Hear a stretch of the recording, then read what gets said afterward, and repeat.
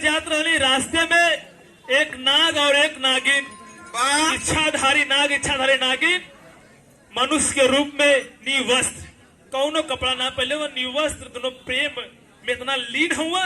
रानी साहिबा कहती हटाओ इसको, रास्ते से हटाओ।